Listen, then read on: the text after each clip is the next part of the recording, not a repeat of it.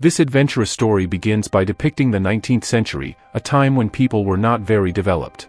All citizens preferred to live simply and traditionally. There were no maps, and no one knew much about the world.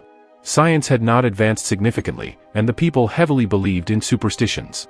They believed in a dangerous demon called the devil monster, said to live on Earth. This devil monster was so fearsome that anyone who looked into its eyes could not survive.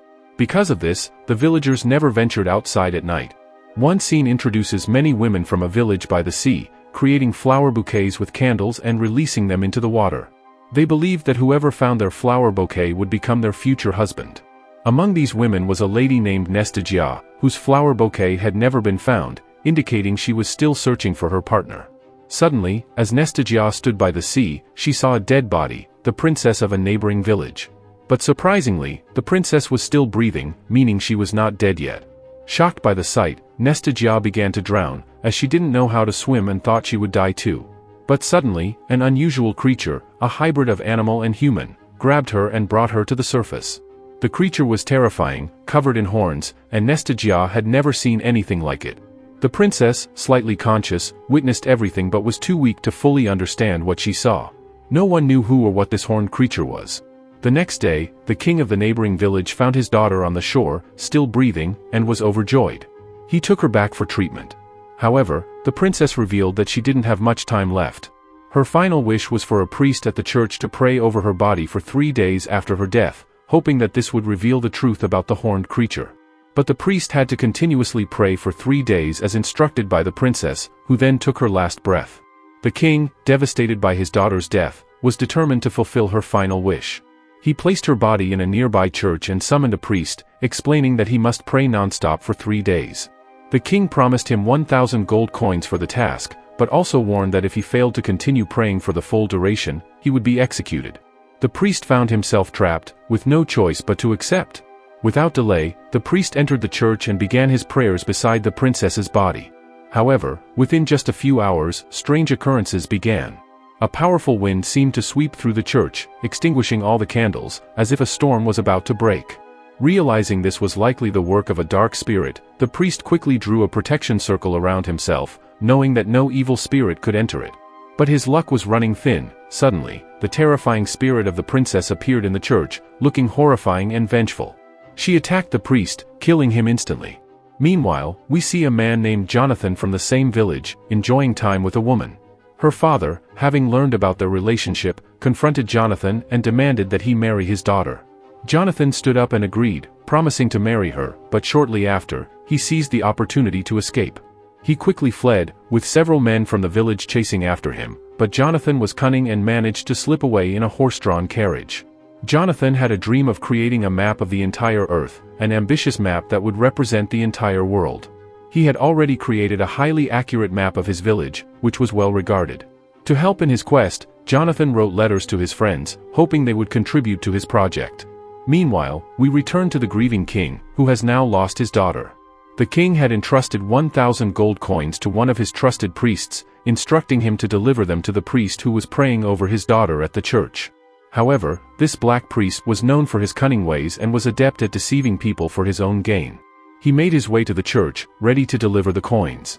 But upon entering, he was struck with shock. He found the former priest dead, lying inside a protective circle with a cross nearby. Realizing this must be the work of an evil spirit, the black priest was terrified. He knew that whatever spirit had attacked must have been extremely powerful, as even the protection of the cross hadn't saved the priest. The black priest was so shaken that he dropped his bundle of gold coins, scattering them across the floor. At that moment, 2 greedy brothers known as the Maroon Brothers arrived. They were notorious for capturing and robbing people. Seeing the scattered coins, they eagerly began collecting them, planning to keep the treasure for themselves. The black priest tried to warn them, saying they shouldn't take the coins, as the place was cursed and filled with vengeful spirits, and that it was likely one of these spirits that killed the priest. But the Maroon Brothers ignored his warning, determined to hoard as much gold as possible. Then, the black priest suggested that if the church was indeed haunted by dangerous spirits, they should seal off the building. He climbed up to repair the broken roof while the Maroon Brothers waited below. Suddenly, one of the brothers slipped, and a sharp piece of wood pierced his eye, causing him to scream in agony. The black priest knew this must be another attack by the vengeful spirit, which did not want anyone entering the church. Realizing the danger, the Black Priest and the Maroon brothers tried to escape. They ran toward the king, who had arrived with his army near the church. The Black Priest informed the king that a dangerous spirit had attacked the Maroon brothers and hidden the body of his daughter. These malicious spirits clearly did not want anyone to enter the church. At first, the king was confused, but soon, a sinister sight unfolded. Black crows began circling the church. In the dead of night, this eerie omen terrified the villagers, who quickly fled the area. The king, realizing the gravity of the situation, decided to seal the church permanently to keep the dangerous spirit contained. His daughter's body, he believed, would remain safe inside forever. Following the Black Priest's suggestion, the king agreed to abandon the church and build a new one elsewhere. The Black Priest began a ritual to bless the new church, gathering all the villagers to pray. But as they prayed, numerous spirits appeared, trying to stop the construction. Some were terrifying spirits that drained life from people, but there were also good spirits that wanted the new church to be completed, hoping it would drive away the dark forces. United, the villagers continued to pray fervently, determined to complete the new church. Meanwhile, atop the old church, the mysterious horned man observed the events. He had helped several people in the past but remained elusive, avoiding contact with others.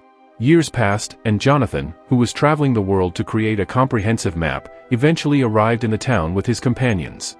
As they sat down to eat, his friends shared an unsettling story about their last visit. They explained that during their previous visit, one of their beloved priest companions had gone missing. It happened when they had entered the town with their priest friend and were invited to stay the night by an old woman in a house. Although the woman seemed hospitable, the priest found the place strangely unsettling. He began investigating the house, sensing something was off. Suddenly, the old woman, who turned out to be a vengeful spirit, attacked him. She took hold of him and carried him away, flying over the sea, leaving his companion stunned and helpless. In the water's reflection, Jonathan and his companion see the face of the evil spirit, revealed to be none other than the king's daughter, whose soul has now escaped from the church and spread far and wide. Since that event, their beloved priest companion has been missing. Though Jonathan listens intently, he's skeptical. As a man of science, he doesn't believe in supernatural forces and dismisses tales of evil spirits. As Jonathan journeys through the forest near the town in his horse-drawn carriage, the horses suddenly break into a wild sprint. He notices strange, dangerous creatures pursuing them, creatures that appear far from ordinary. It's clear that someone, or something, is controlling them. Jonathan, taking cover in his carriage, fights back, but the creatures are too many, making it nearly impossible to fend them off. They start attacking the carriage, and although he pushes the horses to run faster, disaster strikes as the carriage catches fire. Seeking help, Jonathan steers toward the town, hoping the villagers will be able to assist. He finally enters the town, narrowly escaping the creatures, but he collapses into the mud, exhausted. The Black Priest is there, and upon seeing Jonathan, he quickly accuses him of being a shapeshifter or a danger to the town. Brandishing an old book, he warns the villagers that Jonathan could be a threat and might be connected to the devil. Fearing for their safety, the villagers seize Jonathan and imprison him. Jonathan, undeterred, decides that this town will be the starting point for his map of the world and plans to stay for a while. Meanwhile, the Black Priest has ambitions of his own. He wishes to replace the king and gain control. The king, however, has become deeply involved in spiritual rituals, convinced he can bring his daughter back to life by summoning her spirit into her body. To this end, he calls upon numerous priests to attempt the impossible. The Black Priest, both wary and resentful, sees the king's obsession with the supernatural as a weakness and plots his own rise to power. When the king learns that a skilled mapmaker, Jonathan, has arrived in the village, he immediately calls him to the palace. The king offers Jonathan a generous reward in gold if he creates a detailed map of the entire town, including the haunted church. The king is determined to save his daughter's soul, even if it means opening the church and bringing her spirit back into her body. However, the Black Priest is deeply opposed to this plan. He believes that the haunted church should remain sealed forever, keeping the dangerous spirits contained. To prevent Jonathan from completing the map, the Black Priest secretly enlists the help of the Maroon brothers. He blackmails them, threatening to expose their recent theft of gold coins if they don't cooperate. The brothers agree to sabotage Jonathan's mission and to stop the church from being opened. Following the Black Priest's instructions, the Maroon brothers approach Jonathan, each sharing conflicting stories about the haunted church. One brother recounts how, during a ritual prayer, the king's daughter's spirit appeared, attacking a priest with ghostly tree branches that grew out of nowhere to strangle him. The other brother claims that, though the king's daughter is a vengeful ghost, the priest managed to seal her spirit in a coffin and break her curse by destroying it with a special weapon. Both brothers' stories are dark and fantastical, but Jonathan suspects they're too drunk to be reliable. Then, suddenly, Jonathan notices the brothers transforming. Their bodies twist and morph into monstrous, terrifying creatures as the king's daughter's spirit materializes behind them, controlling their actions. Realizing he is in grave danger, Jonathan now confronts both the cursed church's dark forces and the black priest schemes that have taken root in the village. Jonathan, who had always dismissed supernatural beliefs, now realizes the truth of the dark forces at play. To protect himself, he creates a protective circle around him as a barrier against the evil spirits that are now surrounding him. The air is thick with smoke, and the flames engulf the area, drawing forth shadowy spirits that begin to swirl around him. In a shocking twist, Jonathan finds himself transported to a parallel realm inhabited by evil deities. Before him stands the formidable evil god, whose many eyes scrutinize Jonathan with an ominous gaze. The evil god assigns Jonathan a perilous task. He must gather information about various sinister creatures or face dire consequences, including death. Overwhelmed, Jonathan loses consciousness. When he regains his senses, Jonathan is near the haunted church, intent on mapping it out. Unbeknownst to the king and his subjects, the Maroon brothers have caught wind of his intentions and are determined to follow him, plotting to thwart his efforts. While working on the church's mapping, Jonathan's concentration wavers, and he nearly falls. Fortunately, one of his companions manages to save him just in time. His friend, sensing the dark spirits lurking within the church, warns Jonathan that they will not permit him to complete his map and might even take his life. Meanwhile, one of the Maroon brothers, intent on hiding the truth about their previous theft of gold, buries the stolen coins in the ground, fearing exposure to the king. A few days later, when the brothers return to retrieve the buried gold, they discover it has vanished. Suspicion mounts that Jonathan or his friend may be responsible for the disappearance. In a desperate move, the older Maroon brother decides to confront Jonathan, intent on discovering his location. He captures Jonathan's friend and tortures him for information. However, distracted by the torment, the friend manages to escape and rushes back to Jonathan, revealing the danger they are both in and urging him to leave town immediately. Jonathan quickly gathers his belongings, understanding that the time to escape is now. He knows he must act fast to evade the wrath of the Maroon brothers and the malevolent spirits that threaten him. With his friend at his side, they prepare to leave the haunted town behind. Jonathan's friend rushes to his old companion, Nestia, urging her to join him. Nestia is the one who first encountered the horned creature, and after some contemplation, she agrees to accompany him. Meanwhile, in the village, the black priest is stirring dissent among the villagers against the king. With the king unable to solve the ongoing problems, faith in his leadership begins to wane. As Jonathan and his friend attempt to leave the village with their belongings packed in a boat, tensions rise among the Maroon brothers. Distrust grows between them over the stolen gold, leading to a violent confrontation where the older brother kills the younger one in a fit of rage. Just as this happens, Nestia arrives and witnesses the horrific act. Hearing the commotion, the villagers rush to the scene. The older Maroon brother, in a desperate move to shift blame, frames Nestia for the murder, claiming that she was possessed by the devil. The villagers, fueled by fear and anger, turn against her, believing she is responsible for the chaos. Meanwhile, as Jonathan is preparing to leave, he accidentally falls into the water, but an unseen force helps him. He then finds remnants of the creature's body that had saved Nestia, fueling his curiosity and concern.